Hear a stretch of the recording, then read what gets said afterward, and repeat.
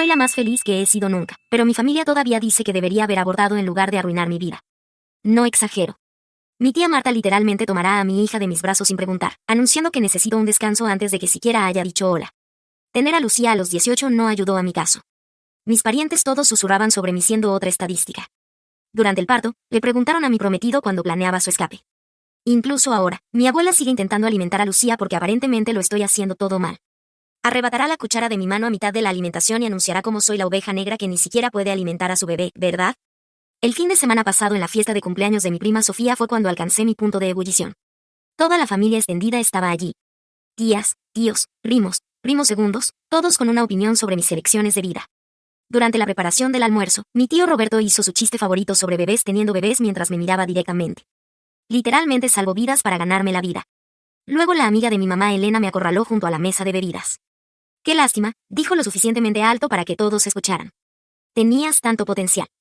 Ahora estás atrapada jugando a las casitas en lugar de vivir tu vida. Mi esposo estaba sacando la bolsa de pañales de Lucía del auto cuando mis tíos lo interceptaron. Miré desde la ventana mientras el tío Roberto ponía su mano en su hombro. No tienes que quedarte. Nadie te juzgaría por irte. Eres demasiado joven para estar atado. De hecho, ofrecieron ayudarlo a encontrar un apartamento. Cuando volvió adentro, nos sentaron a los tres en una mesa separada, haciendo una declaración clara. De hecho, me sentí más feliz de esa manera hasta que la tía Marta se abalanzó y agarró a Lucía de su silla alta sin preguntar. Parecías abrumada, cariño, me dijo. Los bebés son duros, ¿verdad? ¿Te arrepientes ahora que sabes cómo es? Llevó a Lucía lejos antes de que pudiera responder, desfilando a mi niña llorando como si la hubiera rescatado. El momento en que todo se vino abajo sucedió después del pastel. Mi primo de 3 años Timo estaba corriendo con su porción cuando de repente se detuvo a mitad de la risa. Se quedó quieto y sus ojos se pusieron en blanco. Su pequeño cuerpo se puso rígido y colapsó. Sus extremidades comenzaron a sacudirse violentamente. Su madre, mi tía Marta, gritó, «Oh Dios mío, llama al 911. Timo se está muriendo». Su esposo, el tío Roberto, corrió con una cuchara y se arrodilló junto a su hijo convulsionando. «Necesitamos poner esto en su boca para que no se trague la lengua». Intentó forzar la mandíbula de Timo mientras la tía Marta sollozaba histéricamente. Mis otros familiares estaban o congelados o manipulando sus teléfonos, intentando llamar al 911, pero hablando unos sobre otros tan alto que los operadores no podían entender nada. Fue entonces cuando salté y empujé a través de la multitud. «No lo toques. Mueve las sillas lejos. Está teniendo una convulsión febril». Me arrodillé. El tío Roberto intentó luchar físicamente conmigo, gritando, «Voy a matar a Timo». Tuve que agarrar sus hombros y sacudirlo para decirle que dejara de llorar y se calmara. Suavemente giré a Timo de lado inmediatamente, revisando mi teléfono. Comenzando el temporizador ahora. Mi entrenamiento estaba activándose, y mi esposo estaba justo a mi lado, quitando el suéter de Timo. Está ardiendo. La fiebre lo desencadenó. Hizo un gesto para que todos retrocedieran mientras yo posicionaba la cabeza de Timo. «Haz algo», gritó el papá de Timo. «¿Por qué no estás haciendo nada?» Toda la familia estaba perdiendo la cabeza. Las mismas personas que me dijeron que era joven, irresponsable y tonta ahora estaban vomitando mientras yo salvaba la vida de Timo. Seguí monitoreando la respiración de Timo. «Ha estado convulsionando por 3 minutos», dije. «Las convulsiones febriles usualmente paran dentro de 5. Estamos bien ahora mismo». Me volví hacia mi esposo. «Dile a Marta que necesita ayudar a su niño». Mi esposo se volvió hacia Marta. «Necesitas hablarle así, bajo y constante». Demostró en un tono calmado y rítmico. «Hey amigo, ¿estás bien? Mamá está justo aquí. ¿Estás seguro?». La guió para copiar su tono mientras yo mantenía a Timo posicionado de manera segura.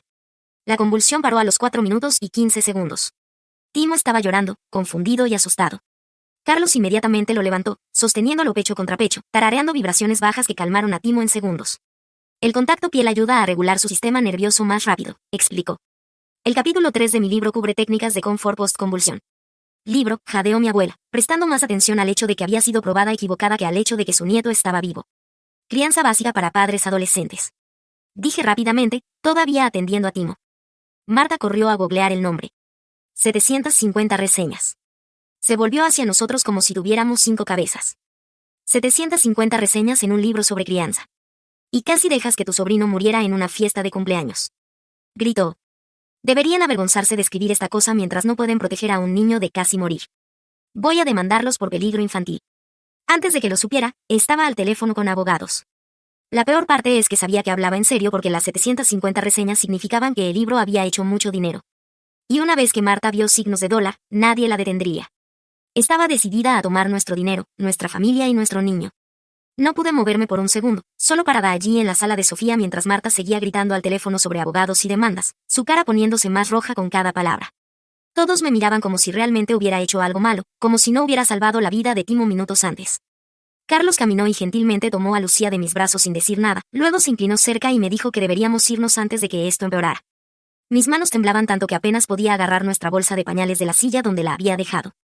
Miré alrededor a mi familia, las mismas personas que me habían visto manejar esa convulsión perfectamente, y me di cuenta de que todos creían la versión de Marta en lugar de lo que habían visto con sus propios ojos.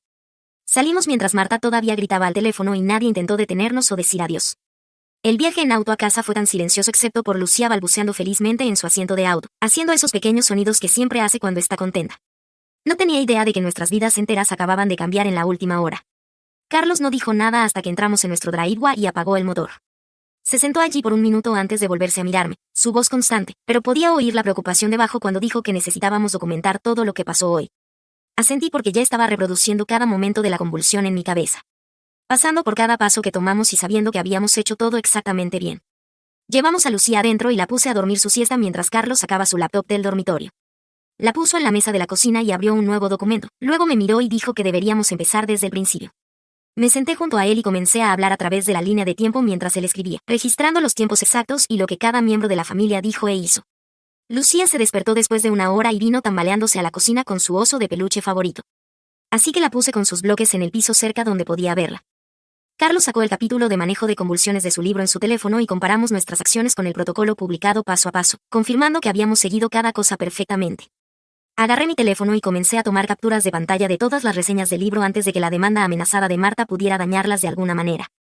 Desplazándome a través de páginas de calificaciones de 5 estrellas y comentarios de padres agradeciéndole a Carlos por su consejo. Tenía esta sensación enferma en mi estómago que me decía que esto estaba a punto de ponerse mucho peor que solo amenazas en una fiesta de cumpleaños. Carlos debe haber sentido lo mismo porque comenzó a reunir fotos de la fiesta que la gente había publicado en Facebook más temprano ese día, guardando todo en una carpeta en su computadora. Para medianoche, habíamos creado esta carpeta entera con nuestra línea de tiempo. Todas las fotos, copias de las credenciales del libro de Carlos, incluyendo sus certificaciones de primeros auxilios pediátricos y capturas de pantalla de todo lo que pudimos pensar. Mis manos no paraban de temblar mientras me sentaba allí mirando toda esta documentación, dándome cuenta de que mi propia tía estaba dispuesta a destruirnos financieramente por algo que habíamos manejado correctamente, algo que salvó la vida de su hijo. Carlos cerró su laptop y me llevó al sofá, envolviéndome con sus brazos y prometiendo que lo superaríamos juntos. Quería creerle, pero podía oír el miedo en su voz también.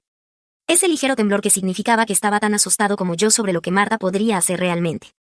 Finalmente nos fuimos a la cama alrededor de la 1 de la mañana, pero apenas dormí, solo mirando al techo, pensando en abogados y demandas y cuánto dinero no teníamos.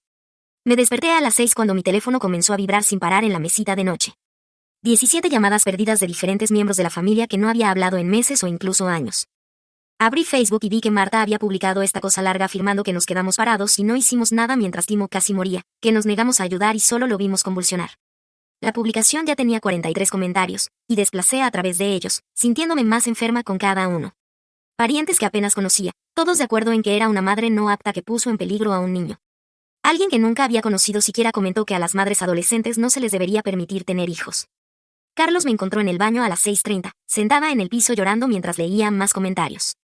Tomó mi teléfono y sostuvo mis manos, recordándome que las redes sociales no eran la realidad y estas personas no sabían lo que realmente pasó.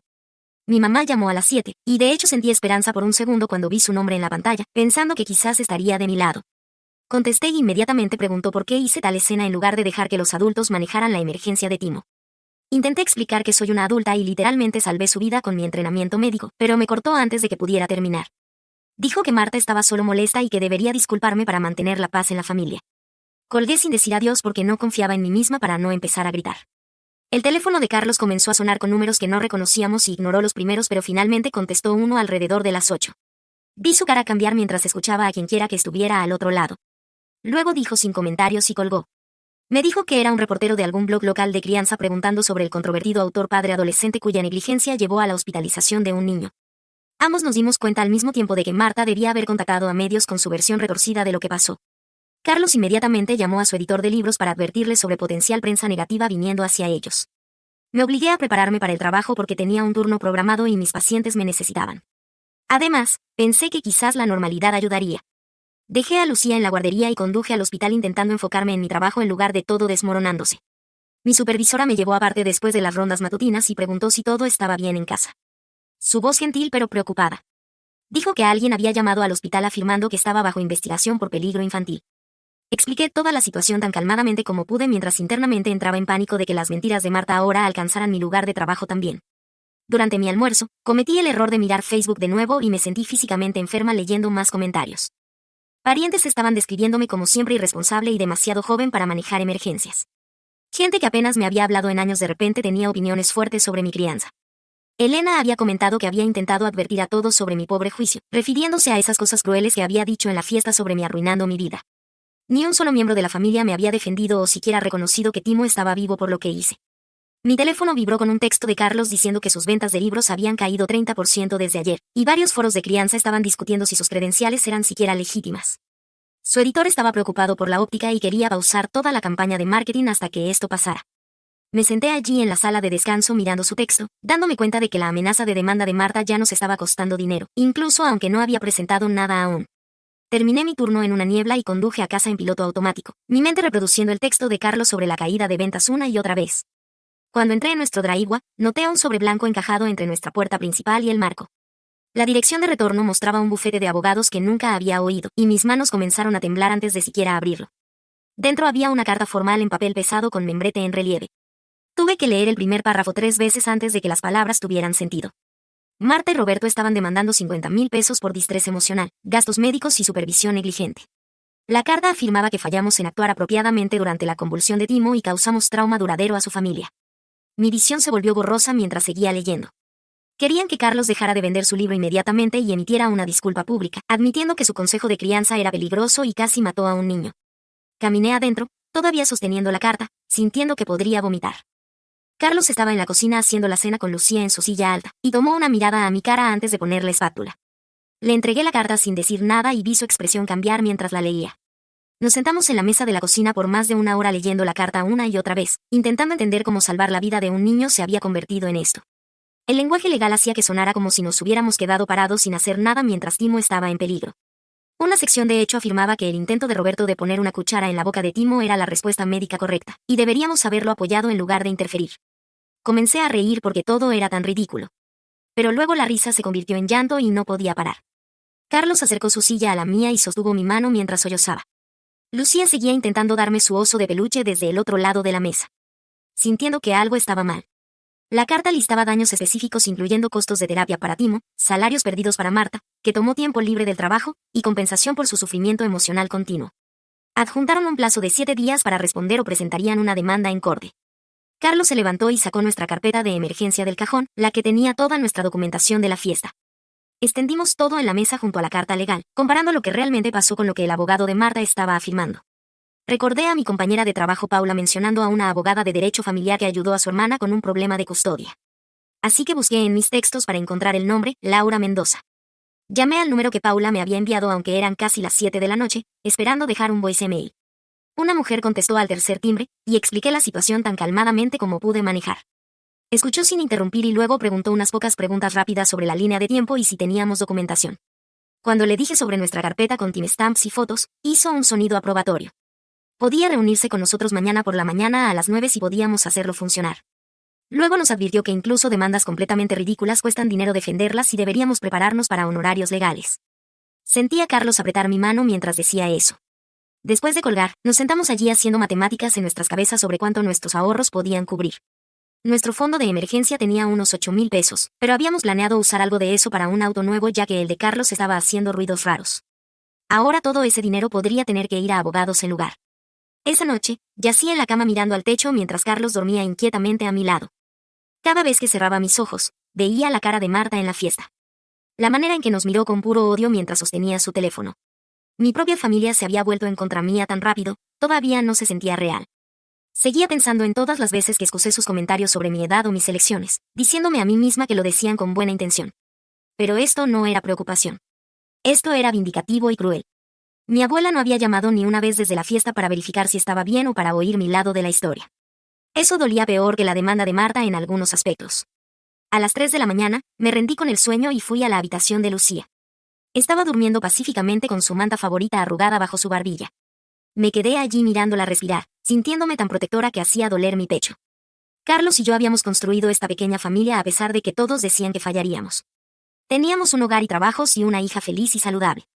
Y ahora mis parientes querían quitárnoslo todo porque habíamos salvado la vida de un niño. Me quedé en la habitación de Lucía hasta que el sol comenzó a salir, solo mirándola dormir y prometiéndome a mí misma que lucharía por nuestra familia sin importar lo que costara. La oficina legal estaba en un edificio profesional en el centro, y llegamos 15 minutos temprano porque ambos estábamos demasiado nerviosos para esperar en casa. Laura nos encontró en el lobby, una mujer en sus años 40 con ojos amables y un apretón de manos firme. Nos llevó a una sala de conferencias y extendió el contenido de nuestra carpeta a través de la mesa mientras hacía preguntas. Su evaluación fue tanto reconfortante como aterradora.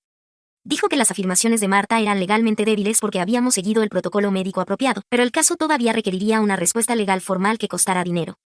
Miró nuestra línea de tiempo y la llamó excelente documentación.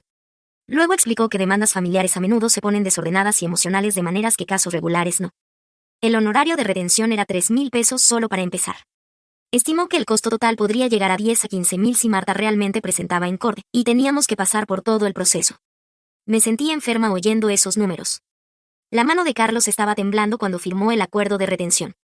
Laura nos pidió caminar a través de exactamente lo que pasó durante la convulsión, y nos turnamos describiendo cada detalle. Asintió mientras hablábamos y tomó notas en un bloc legal. Cuando terminamos, confirmó que habíamos seguido el protocolo médico apropiado exactamente. Luego se interesó mucho en el libro de Carlos, preguntando sobre sus credenciales y entrenamiento. Dijo que su expertise realmente ayudaría a nuestra defensa mucho. Quería saber sobre nuestra relación con Marta antes de este incidente. Admití que siempre me había tratado como una niña incompetente que no podía manejar ser madre.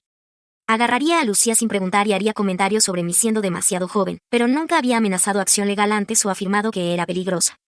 Laura escribió eso y dijo que el patrón de comportamiento podría ser relevante. Preguntó si habíamos tenido algún contacto con miembros de la familia desde la fiesta, y le dije sobre las llamadas y comentarios de Facebook. La voz de Laura se puso firme cuando empezamos a hablar sobre estrategia. Dijo que absolutamente no podíamos responder a nada en redes sociales mientras la amenaza legal estuviera activa. No publicaciones, no comentarios, no intentar defendernos públicamente.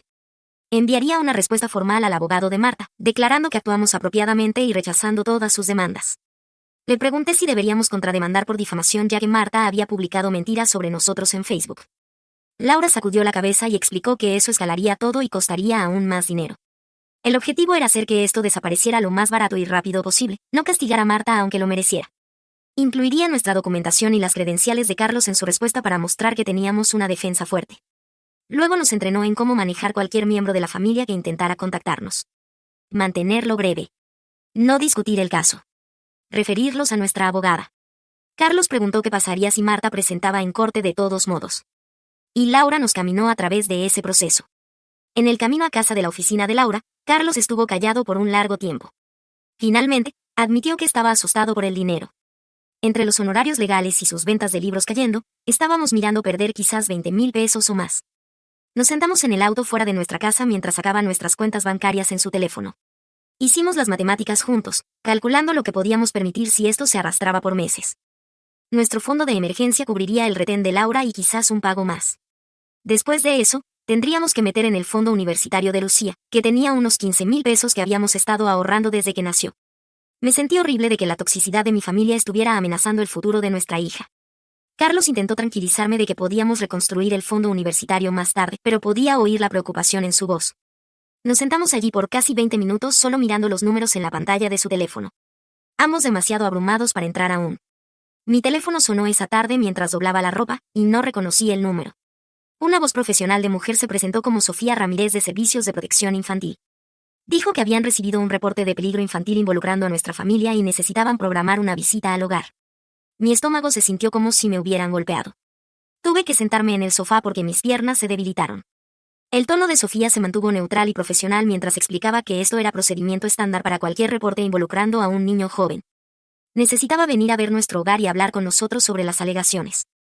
Logré preguntar qué afirmaba el reporte y dijo que alguien había reportado que teníamos una historia de negligencia y habíamos puesto en peligro a un niño en una reunión familiar. Supe inmediatamente que era Marta. No solo nos había demandado. Había llamado a SPI para intentar que Lucía fuera quitada. Sofía preguntó si mañana por la tarde funcionaría para una visita al hogar y oí a mí misma acordando aunque quería gritar.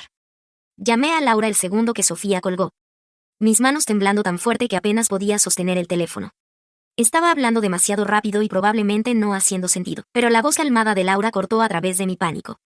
Dijo que SPI tenía que investigar cada reporte que recibían, incluso los obviamente falsos. Nuestra documentación ayudaría mucho. Me caminó a través de qué esperar durante la visita al hogar. Preguntarían sobre el incidente de la fiesta. Debería mantenerme calmada y factual, proporcionar nuestra carpeta de documentación y darles la información de contacto de nuestro pediatra. Carlos llegó a casa temprano del trabajo después de que le testé lo que pasó. Pasamos el resto de la tarde limpiando nuestra casa ya limpia. Ambos ansiosos sobre extraños viniendo a juzgar si éramos padres aptos. Organicé los juguetes de Lucía y me aseguré de que su habitación luciera perfecta.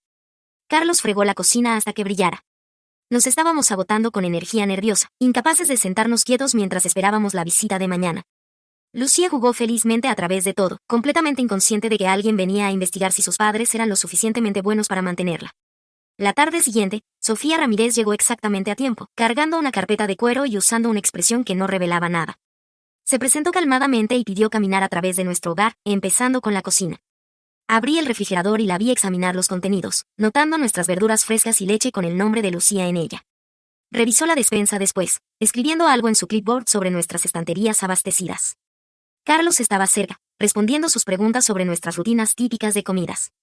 Mientras intentaba no temblar, Sofía se movió metódicamente a través de cada habitación, mirando en closets y verificando detectores de humo. Preguntó sobre nuestro horario de limpieza y cómo organizábamos los juguetes de Lucía. Cuando llegamos al dormitorio de Lucía, nuestra hija rebotó excitadamente en su cama y agarró su elefante de peluche favorito para mostrar a la señora amable. Sofía sonrió por primera vez y le preguntó a Lucía sobre sus juguetes. Mi hija orgullosamente mostró sus libros y muñecas, completamente inconsciente de que esta mujer estaba decidiendo si éramos padres aptos. Sofía tomó notas mientras Lucía charlaba sobre sus amigos de guardería y sus historias favoritas para dormir. Después de recorrer la casa, Sofía se sentó con nosotros en la mesa de la cocina y hizo preguntas detalladas sobre la fiesta de cumpleaños. Caminé a través de la línea de tiempo de nuevo, explicando la convulsión y nuestra respuesta. Escribió todo sin comentar. Carlos proporcionó copias del capítulo de manejo de convulsiones de su libro y sus certificaciones de primeros auxilios pediátricos. Sofía revisó los documentos cuidadosamente y preguntó si teníamos los registros médicos de Lucía disponibles. Saqué la carpeta que habíamos preparado con cada registro de vacunación, resumen de visitas de chequeo infantil y gráfico de crecimiento de los últimos 3 años. La información de contacto de nuestro pediatra estaba grabada al frente. Sofía pasó cada página, asintiendo ocasionalmente. Parecía satisfecha con nuestra documentación, pero explicó que la investigación permanecería abierta por al menos 30 días, mientras verificaban todo con nuestro doctor en guardería. Mi estómago cayó al oír que estaríamos bajo investigación por un mes completo. Mientras Sofía se levantaba para irse, mencionó casi casualmente que la persona que presentó el reporte afirmaba que teníamos una historia de negligencia con Lucía. Sentí mi cara sonrojarse caliente sabiendo que Marta había inventado mentiras completas. Sofía me entregó su tarjeta y dijo que estaría en contacto, luego caminó a su auto. El segundo que la puerta se cerró, colapsé en el sofá y comencé a llorar. Carlos se sentó a mi lado y me acercó. Me recordó que la visita había ido bien y no teníamos nada que esconder. Sabía que tenía razón, pero el miedo de perder a Lucía por mentiras familiares me hacía sentir enferma. Habíamos hecho todo correctamente durante la convulsión de Timo, y ahora éramos investigados como criminales. Carlos me sostuvo mientras lloraba, ambos exhaustos del estrés. Mi teléfono sonó 1 hora después, y vi que era mi abuela. Contesté, esperando apoyo, pero inmediatamente comenzó a sermonearme sobre causar drama familiar. Dijo que necesitaba disculparme con Marta y hacer que todo esto desapareciera. Intenté explicar que salvé la vida de Timo, pero habló justo sobre mí. Siguió diciendo que Marta era solo una madre preocupada y yo estaba siendo egoísta por no pensar en sus sentimientos. Sentí ira construyéndose en mi pecho escuchándola defender a Marta mientras ignoraba lo que realmente pasó. Cuando comenzó a decir que debería haber dejado que los adultos manejaran la emergencia, le colgué. Nunca había hecho eso antes e inmediatamente me sentí culpable y libre al mismo tiempo. Carlos me miró con sorpresa y le conté lo que había dicho. Sacudió la cabeza y dijo, no necesitamos esa negatividad ahora mismo. Más tarde esa tarde, el laptop de Carlos hizo ding con un nuevo email y su cara se puso pálida leyéndolo. Su editor estaba oficialmente pausando todo marketing para su libro hasta que la controversia se resolviera. Escribieron sobre proteger la marca y manejar atención negativa. Carlos miró la pantalla por un largo tiempo antes de cerrar silenciosamente su laptop. Podía ver lágrimas formándose en sus ojos aunque estaba intentando esconderlas. Su libro había estado yendo tan bien, y ahora las mentiras de Marta estaban destruyendo todo por lo que había trabajado. Me senté junto a él y no hablamos por un rato. Esa noche, después de poner a Lucía en la cama, tuvimos una charla seria sobre mi familia. Carlos dijo que necesitábamos protegernos a nosotros mismos y a Lucía, incluso si significaba cortar gente. Siempre había apoyado mi relación con mi familia a pesar de cómo nos trataban. Pero ahora estaba enojado. Acordamos no más reuniones familiares o contacto con cualquiera que creyera las mentiras de Marta hasta que esto se resolviera. Se sentía triste pero también necesario. Mi mamá llamó al día siguiente y lo dejé ir a voicemail. Más tarde, escuché su mensaje suplicándome ser la persona más grande y dejar los problemas legales. No mencionó que Marta nos demandó primero o que su nieta estaba bajo investigación de SPI por reportes falsos. Solo quería que hiciera la paz y pretendiera que todo estaba bien. No la llamé de vuelta. Proteger a mi hija y esposo tenía que venir primero, incluso si significaba perder a mi familia extendida. Ese mismo día, Sofía me envió un mensaje privado disculpándome por cómo terminó la fiesta. Escribió que sabía que salvé la vida de Timo y estaba agradecida. Admitió que estaba demasiado asustada de Marta para decir algo públicamente, pero quería que supiera que no creía las afirmaciones de la demanda. Leer su mensaje me hizo llorar porque era el primer apoyo de cualquier miembro de la familia. Le agradecí y le dije que entendía su posición. Al menos alguien vio la verdad. Unos días después, Laura envió su respuesta formal al abogado de Marta. La carta rechazaba todas las demandas y delineaba nuestra evidencia de que actuamos correctamente. Incluyó las credenciales de Carlos, nuestra línea de tiempo completa, y una declaración de nuestro pediatra confirmando manejo apropiado de convulsiones. La carta era profesional, pero firme, dejando claro que no seríamos asustados para pagar dinero o disculparnos por salvar la vida de un niño. Laura nos envió una copia por email, y me sentí orgullosa leyéndola. Estábamos luchando de vuelta en lugar de solo tomar el abuso. 2 semanas después de la fiesta, el abogado de Marta respondió demandando que acordáramos mediación o presentarían la demanda en corte. Laura llamó para explicar que la mediación podría ayudar porque era más barata que corte y podría resolver cosas más rápido. No quería sentarme en una habitación con Marta después de todo lo que había hecho, pero Laura dijo que la mediación nos daba una oportunidad de terminar esta pesadilla más pronto sin el gasto de un juicio. Carlos y yo lo hablamos y acordamos intentar mediación, esperando poder poner esto detrás de nosotros y seguir con nuestras vidas. Unos días después, Sofía llamó para programar visitas de seguimiento. Su voz se mantuvo neutral y profesional mientras explicaba que necesitaban entrevistar a Carlos y a mí por separado sobre nuestra crianza. También mencionó que hablarían con nuestro proveedor de guardería y pediatra como parte de la investigación. Agarré mi teléfono más fuerte y me forcé a sonar calmada mientras confirmaba los tiempos de cita. Después de colgar, me senté en el sofá mirando a nada, sintiendo como si estuviéramos siendo castigados por salvar la vida de Timo. Carlos me encontró allí 20 minutos después y envolvió sus brazos alrededor mío sin decir nada. La mañana de mi entrevista de SPI, me puse mi ropa de trabajo más bonita y conduje al edificio de oficinas en el centro. Sofía me llevó a una pequeña sala de conferencias con un dispositivo de grabación en la mesa. Me pidió caminar a través de mi entrenamiento médico desde el principio. Así que expliqué mi proceso de certificación, horas de educación continua, y protocolos específicos de respuesta de emergencia que había aprendido. Cuando llegué al incidente de la fiesta de cumpleaños, proporcioné mucho más detalle que durante la visita al hogar, describiendo exactamente cómo posicioné a Timo, por qué elegí cada acción, y qué signos monitoreé a lo largo de la convulsión. Sofía escribió constantemente en su cuaderno, ocasionalmente haciendo preguntas aclaratorias sobre mis relaciones familiares. Le dije la verdad sobre años de juicio y crítica, cómo nos trataban a Carlos y a mí como niños incompetentes a pesar de nuestro éxito. Asintió y siguió escribiendo, pero su cara no revelaba nada sobre si me creía a mí o las mentiras de Marta. La entrevista duró 90 minutos, y cuando terminó, no tenía idea si había ayudado nuestro caso o hecho las cosas peor. La entrevista de Carlos sucedió 2 días después, y cuando llegó a casa, parecía cautelosamente esperanzado. Sofía había hecho preguntas detalladas sobre su libro y filosofía de crianza, pasando tiempo extra en el capítulo de manejo de convulsiones. Le caminó a través del protocolo exacto que seguimos en la fiesta, mostrándole las guías publicadas que habíamos referenciado. Parecía impresionada por sus credenciales e investigación, preguntando dónde había obtenido su información y cómo verificó la precisión médica. Carlos sintió como si pudiera ver que realmente sabíamos lo que estábamos haciendo, pero ambos entendimos que la espera sería AFO hasta que SPI tomara su decisión final. Esa misma semana, la doctora Ana López llamó mientras doblaba la ropa en la sala. Comenzó diciendo que SPI la había contactado para una referencia, y les había dado una reseña brillante. Su voz estaba enojada mientras decía que estaba horrorizada de que cualquiera cuestionara nuestra crianza después de ver lo bien que cuidamos a Lucía. Ofreció proporcionar una declaración escrita para nuestro caso legal y le agradecí tantas veces que probablemente soné ridícula. Tener una profesional que realmente nos conocía confirmar que éramos buenos padres significaba todo después de semanas de acusaciones familiares. 2 días después, la directora de guardería, Carla Ramírez, se comunicó con noticias similares. Explicó que SPI la había entrevistado sobre Lucía y les dijo que nuestra hija estaba bien cuidada, feliz, y alcanzando todos sus hitos de desarrollo justo a tiempo. Carla mencionó que había trabajado en cuidado infantil por 20 años y éramos entre los padres más atentos y comprometidos que había visto. Comencé a llorar al teléfono con ella, sorprendida por cuánto necesitaba oír esas palabras de alguien fuera de nuestra situación. Me dijo que me mantuviera fuerte y que la verdad saldría, lo que me hizo llorar aún más fuerte. 3 semanas después de la fiesta de cumpleaños de Sofía, condujimos a una oficina de mediación neutral al otro lado de la ciudad. Laura nos encontró en el estacionamiento y entramos juntos, mi estómago retorciéndose cuando vi a Marta y Roberto ya sentados en el área de espera con su abogado. Marta me miró como si fuera algún tipo de monstruo que había lastimado a su familia a propósito. La mediadora era una mujer mayor llamada Elena que nos llevó a todos a una sala de conferencias y explicó las reglas básicas.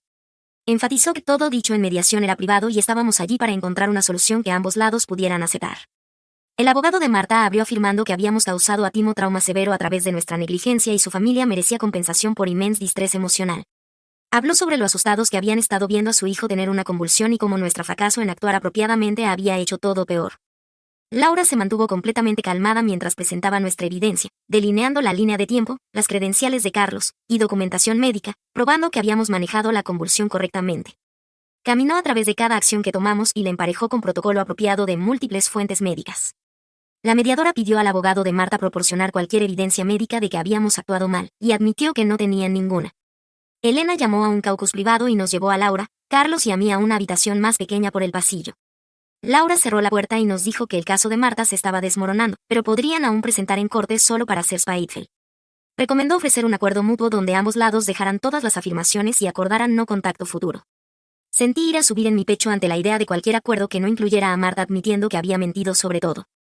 Laura explicó gentilmente que conseguir que Marta admitiera culpa era completamente irrealista y necesitábamos enfocarnos en terminar esta pesadilla.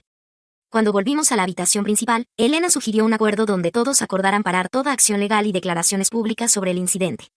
Marta inmediatamente interrumpió demandando que le pagáramos 10,000 pesos y Carlos emitiera una disculpa pública por su consejo de crianza peligroso. Su voz era aguda y codiciosa, mostrando que todavía estaba solo tras nuestro dinero. Laura firmemente rechazó cualquier pago, y la mediación terminó sin acuerdo alcanzado. Elena miró decepcionada mientras explicaba que eso significaba que Marta probablemente presentaría su demanda en corte. Salimos del edificio sintiéndonos derrotados y enojados después de desperdiciar 4 horas y acumular más honorarios legales por nada.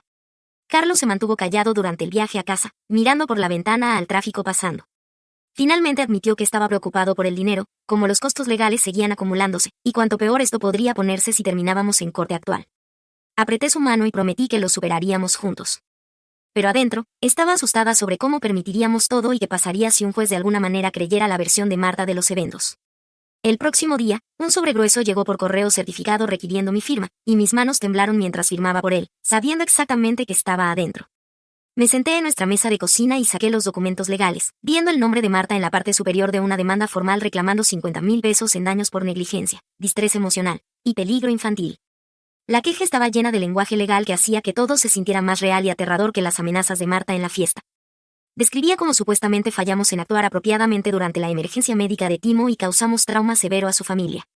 Leí a través de página tras página de mentiras presentadas como hechos, mi estómago retorciéndose mientras veía cómo el abogado de Marta torcía el incidente de la convulsión en algo que hicimos mal. Carlos leyó sobre mi hombro y lo sentí tensarse mientras llegábamos a la parte demandando que dejara de vender su libro y emitiera una disculpa pública. Inmediatamente llamé a Laura y me pidió escanear y enviar todo por email de inmediato para que pudiera revisarlo. Llamó de vuelta 1 hora después e intentó tranquilizarnos de que las afirmaciones todavía eran legalmente débiles, pero su tono era más serio ahora. Estábamos oficialmente en una demanda con todos los costos y estrés que venían con ella. No más solo lidiando con amenazas, sino procedimientos de corte reales. Laura explicó que necesitaríamos presentar una respuesta formal dentro de 30 días y advirtió que el abogado de Marta probablemente arrastraría esto lo más posible. El retén que habíamos pagado ya estaba a la mitad, y estimó que necesitaríamos al menos otros 5,000 para pasar por las fases iniciales. Colgué, sintiéndome enferma por el dinero y aterrorizada sobre qué pasaría si un juez de alguna manera creyera la versión de Marta de los eventos. 3 días después, Carlos estaba revisando la página de Amazon de su libro como hacía cada mañana cuando su cara se puso completamente blanca. Giró su laptop hacia mí y vi que su calificación había caído de 4,8 estrellas a 4,1 de la noche a la mañana con 17 nuevas reseñas de 1 estrella. Leí a través de ellas y todas fueron publicadas dentro de horas una de la otra. Cuentas claramente falsas dejando quejas idénticas sobre consejo peligroso. Una reseña afirmaba que el protocolo de convulsiones de Carlos casi mató a su sobrino. Otra decía que su libro alentaba a padres adolescentes a ignorar profesionales médicos. Para el final de la semana, su calificación estaba abajo a 3,2 estrellas, y sus ventas habían caído por 60% según su dashboard de editor. Carlos se sentó en nuestra mesa de cocina desplazando a través de las reseñas odiosas con lágrimas corriendo por su cara, viendo años de trabajo duro ser destruidos por el ataque coordinado de Marta. Había trabajado tan duro investigando y escribiendo ese libro para ayudar a otros padres jóvenes, y ahora era usado como munición contra nosotros. Me paré detrás de él, frotando sus hombros mientras clicaba a través de reseña tras reseña, todas publicadas por cuentas nuevas con ninguna otra actividad. Su editor envió email preguntando si quería responder a las reseñas, pero Laura nos había advertido no engalle con nada que Marta podría estar detrás. Vi el sueño de mi esposo de ayudar a otras familias desmoronarse mientras no podíamos siquiera defendernos públicamente. Esa noche, me desperté a las 2 de la mañana y alcancé a Carlos, pero su lado de la cama estaba vacío. Lo encontré sentado en la mecedora en la habitación de Lucía, solo mirándola dormir. Su cara húmeda con lágrimas y el tenue brillo de su luz nocturna. No miró arriba cuando entré, solo siguió mirando a nuestra hija como si estuviera intentando memorizar su cara. Me arrodillé junto a la silla y puse mi mano en su rodilla, esperando que hablara cuando estuviera listo. Finalmente susurró que estaba asustado de que perderíamos todo lo que habíamos construido juntos. Nuestros ahorros, nuestra reputación, quizás incluso a Lucía si SPI creía las mentiras de Marta. Su voz se quebró mientras decía que había trabajado tan duro en su libro para probar que éramos buenos padres y ayudar a otras familias jóvenes. Y ahora era usado para destruirnos. Me subí a su regazo en esa mecedora destinada para sostener a Lucía y lo sostuve mientras lloraba. Ambos exhaustos de semanas de estrés y sintiéndonos impotentes contra los ataques de Marta. Nos sentamos allí por más de una hora solo sosteniéndonos en la oscuridad, escuchando la respiración pacífica de Lucía e intentando recordar por qué luchábamos tan duro. Mi teléfono sonó durante mi almuerzo en el trabajo y vi el número de Sofía, mi corazón inmediatamente acelerándose mientras contestaba. Fue directa al punto y dijo que SPI había completado su investigación y encontrado ninguna evidencia de negligencia o peligro en nuestro hogar. De hecho, comencé a llorar justo allí en la sala de descanso del hospital mientras explicaba que habían entrevistado a todos, revisado toda nuestra documentación, y determinado que Lucía estaba bien cuidada y prosperando. Sofía dijo que estarían cerrando oficialmente el caso y enviando una carta confirmando que nuestro hogar era seguro y apropiado para criar niños. Le agradecí una y otra vez a través de mis lágrimas, semanas de miedo finalmente levantándose mientras me aseguraba que la investigación estaba completamente cerrada. Mencionó que la persona que presentó el reporte había hecho afirmaciones que no estaban respaldadas por ninguna evidencia que encontraron, lo que se sentía como validación de que Marta había mentido. Cuando colgué, me senté en esa sala de descanso llorando de alivio por 10 minutos antes de poder recomponerme lo suficiente para llamar a Carlos. Contestó al primer timbre, y apenas podía sacar las palabras para decirle que SPI estaba cerrando el caso. Lo oí empezar a llorar también, y solo nos quedamos al teléfono, respirando juntos por un minuto, ambos demasiado emocionales para hablar. La carta oficial de cierre de SPI llegó 2 días después en un sobre blanco simple, y la leí 3 veces para asegurarme de entender correctamente. La carta declaraba claramente que su investigación encontró ninguna evidencia para apoyar las alegaciones de negligencia o peligro, y el caso estaba oficialmente cerrado. Inmediatamente la escaneé y envié por email a Laura, luego llamé para asegurarme de que la recibiera. Estaba emocionada cuando contestó y dijo que esto debilitaba significativamente la demanda de Marta ya que el hallazgo de SPI de no mérito en las afirmaciones sería evidencia poderosa. Laura explicó que tener una agencia gubernamental oficial investigar y absolvernos podría incluso convencer al abogado de Marta de dejar todo el caso. Pregunté si deberíamos enviarla a mi familia para probar que Marta mintió, pero Laura dijo no contacto significaba no contacto, incluso con buenas noticias. Llevé la carta a una tienda de marcos esa tarde y la hice enmarcar profesionalmente. Luego la colgué en la pared de nuestro dormitorio como un recordatorio de que éramos buenos padres sin importar lo que mi familia dijera. Carlos se paró mirándola esa noche y dijo que era el documento más importante que poseíamos además del certificado de nacimiento de Lucía. En el trabajo la semana siguiente, estaba terminando papeleo cuando el sistema Overhead anunció un código azul en pediatría. Corrí a la habitación y encontré a un niño de 6 años ahogándose con un pedazo de caramelo, su madre gritando mientras se ponía azul. Me moví en piloto automático, poniéndome detrás de él y realizando la maniobra de Heimlich exactamente como mi entrenamiento me enseñó. El caramelo salió volando después de 3 compresiones y el niño comenzó a llorar y respirar normalmente.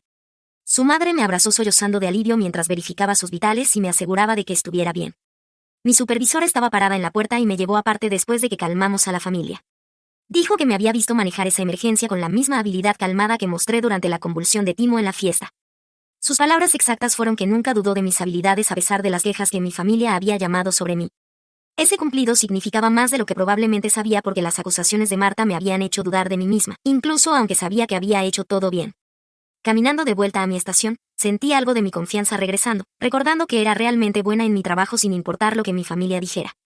Laura llamó unos días después, sonando cautelosamente optimista mientras explicaba que estaba presentando una moción para desestimar la demanda de Marta basada en los hallazgos de SPI y falta de evidencia médica.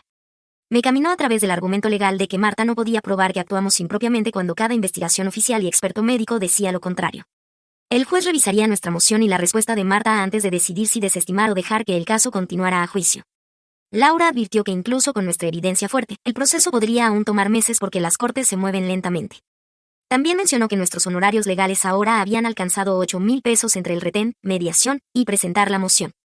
Carlos y yo nos sentamos esa noche y miramos nuestra cuenta bancaria, haciendo matemáticas que no queríamos hacer.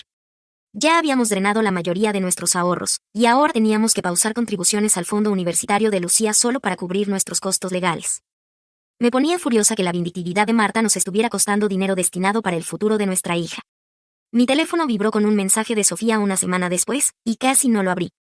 No segura de poder manejar más drama familiar, pero su mensaje decía que Timo había ido a un neurólogo pediátrico para un seguimiento después de la convulsión. Había tomado una foto del reporte del doctor, y claramente declaraba que Timo había experimentado una convulsión febril típica, y nuestra respuesta había sido médicamente apropiada. Las notas del neurólogo mencionaban específicamente que girarlo de lado y monitorear la duración de la convulsión era el protocolo correcto. Sofía escribió que deseaba poder testificar en nuestro favor, pero Marta había prohibido cualquier contacto familiar con nosotros, y estaba asustada de las consecuencias. Inmediatamente capturé todo lo que envió y lo reenvié a Laura como más evidencia. Aunque Sofía no podía apoyarnos públicamente, tener ese reporte del doctor se sentía como prueba de que habíamos hecho todo bien.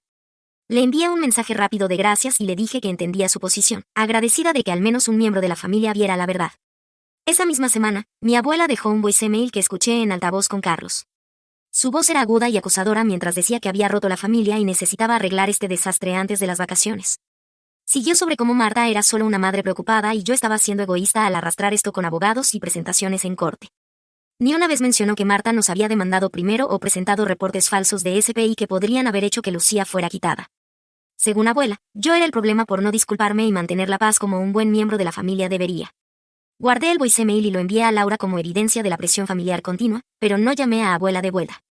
Carlos apretó mi mano y dijo que no le debía a nadie una disculpa por proteger nuestra familia, y tenía razón, incluso aunque dolía ser culpada por todo. Carlos recibió un email unos días después de un podcast de crianza llamado Charla Real para Padres Jóvenes, y la anfitriona quería entrevistarlo sobre manejar acusaciones falsas. Había leído sobre nuestro caso en algún foro de crianza y pensó que nuestra historia ayudaría a otros padres jóvenes enfrentando juicio familiar. Carlos me mostró el email y dijo que no sabía si ir público era una buena idea, preocupado de que podría hacer las cosas peor con Marta.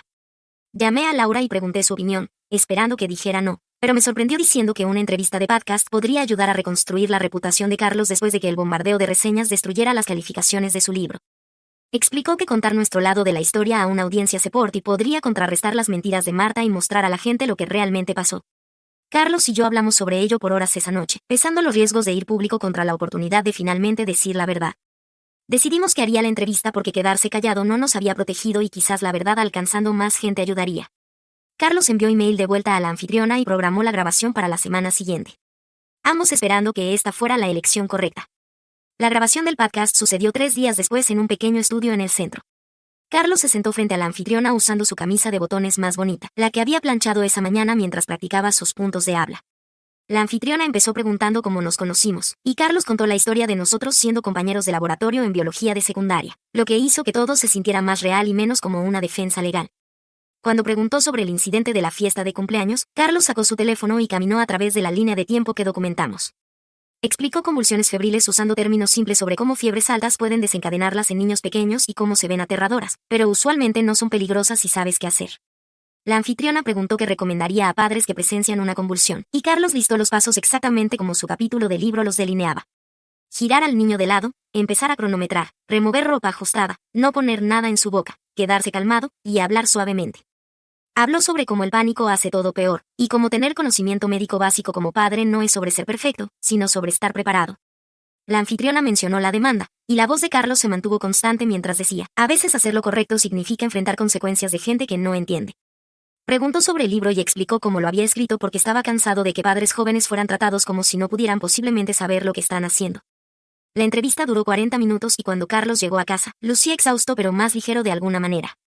Como si finalmente contar nuestra historia real a alguien que escuchó había levantado peso de sus hombros. Lo abracé en nuestra cocina y pregunté cómo se sintió y dijo que se sintió como si quizás la gente finalmente oyera la verdad en lugar de las mentiras de Marta. El episodio del podcast salió en vivo el próximo martes y lo escuché durante mi almuerzo en el trabajo sentada en mi auto con mi teléfono presionado a mi oído. Carlos sonaba tan calmado y conocedor, explicando todo, y la anfitriona seguía alabando su libro y su enfoque a crianza basada en evidencia. La sección de comentarios se llenó rápido con oyentes diciendo que nunca habían oído de convulsiones febriles antes y estaban agradecidos por la educación. Varias personas escribieron que estaban ordenando el libro de Carlos de inmediato porque querían ese tipo de información práctica de crianza. Un comentario dijo que su propia madre la había demandado por una disputa familiar similar y se sentía menos sola oyendo nuestra historia. Capturé los comentarios positivos y se los envié a Carlos en el trabajo, viendo los 3 puntos aparecer mientras escribía de vuelta que quizás este era el comienzo de las cosas volteándose. 2 semanas después de que el podcast saliera al aire, Carlos revisó su dashboard de ventas de libros y de hecho jadeó lo suficientemente alto que corría a su oficina pensando que algo estaba mal. Sus ventas habían saltado 30% de su punto más bajo y estaban subiendo diariamente mientras más gente encontraba el episodio del podcast. La sección de reseñas mostraba nuevas calificaciones de 5 estrellas de oyentes que decían que habían comprado el libro después de oírlo hablar y lo encontraron increíblemente útil. Carlos se sentó atrás en su silla de escritorio mirando los números como si no pudiera creerlos del todo, y vi sus ojos humedecerse mientras meses de estrés empezaban a romperse. Su editor envió email esa misma tarde con un mensaje cuidadosamente redactado preguntando si la publicidad negativa había muerto lo suficiente para reanudar su campaña de marketing. Carlos leyó el email en voz alta, y podía oír el dolor en su voz cuando dijo que lo habían abandonado tan rápido cuando las cosas se pusieron duras. Me senté en el borde de su escritorio y le recordé que al menos estaban volviendo ahora, y asintió, pero dijo que nunca olvidaría lo rápido que retiraron su apoyo. Redactó una respuesta profesional diciendo que estaría abierto a discutir esfuerzos de marketing renovados y me copió antes de presionar enviar. Laura llamó un jueves por la mañana mientras vestía a Lucía para guardería, y casi dejé caer mi teléfono cuando oí la emoción en su voz. El juez había concedido nuestra moción para desestimar la mayoría de las afirmaciones de Marta, dejando solo una alegación débil de distrés emocional que Laura dijo que no se sostendría en corte.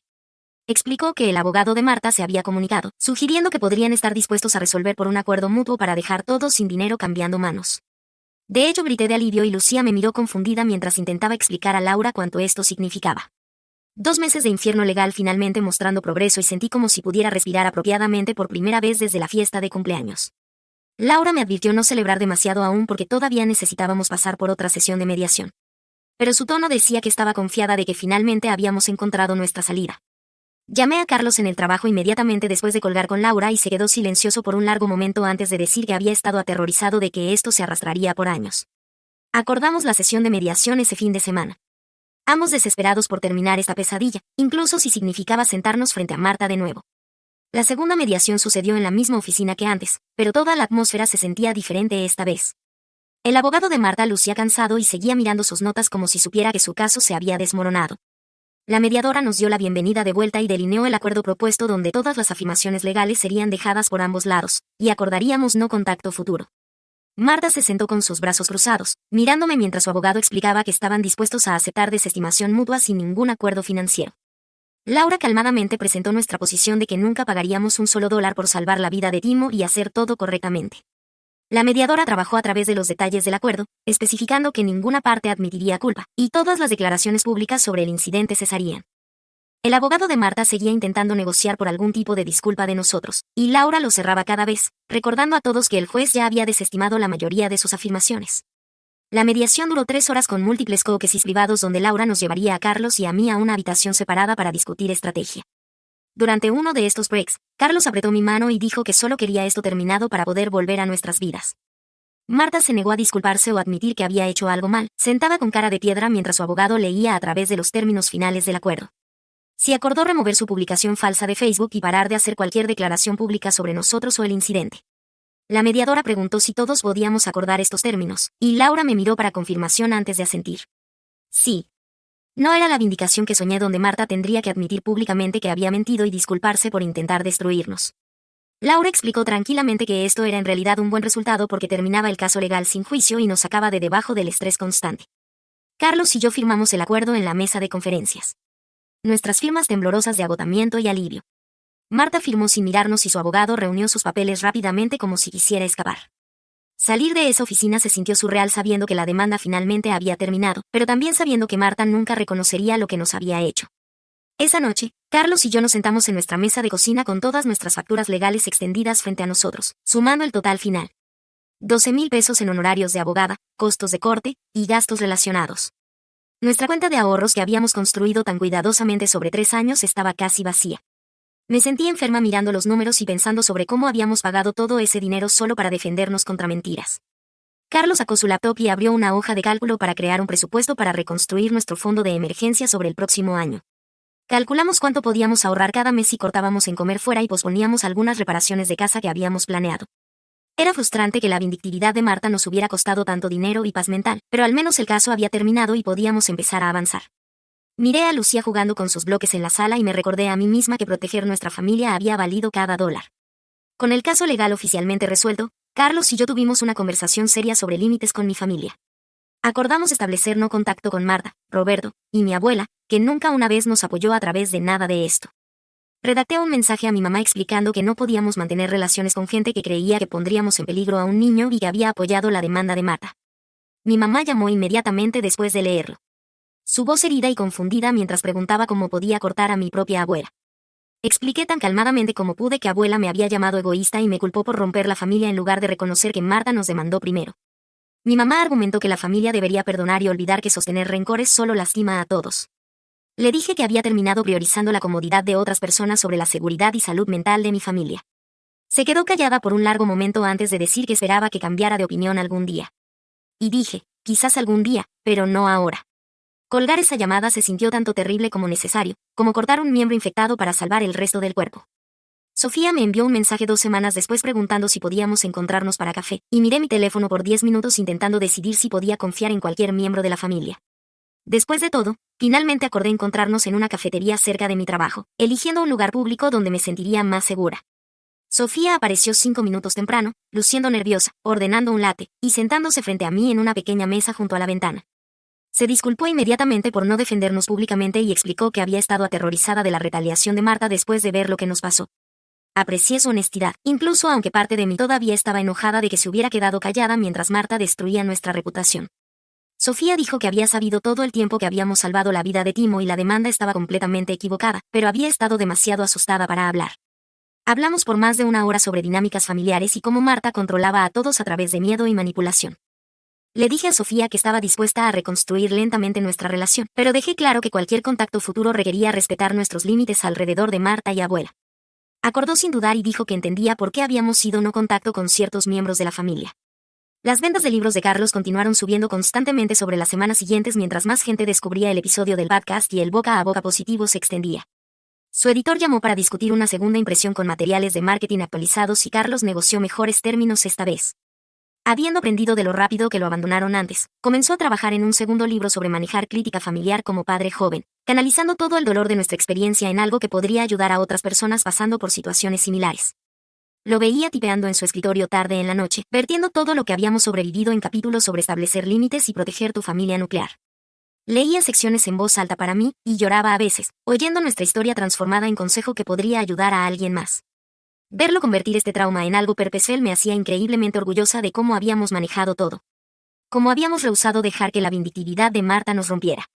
3 meses después de la fiesta de cumpleaños, Lucía tuvo su chequeo regular con la doctora López, y la llevé al familiar cuarto de examen, sintiéndome casi normal de nuevo. La doctora López hizo su examen minucioso usual, verificando el crecimiento de Lucía, desarrollo y salud general. Comentó sobre lo feliz y saludable que Lucía lucía, alcanzando todos sus hitos, y claramente prosperando.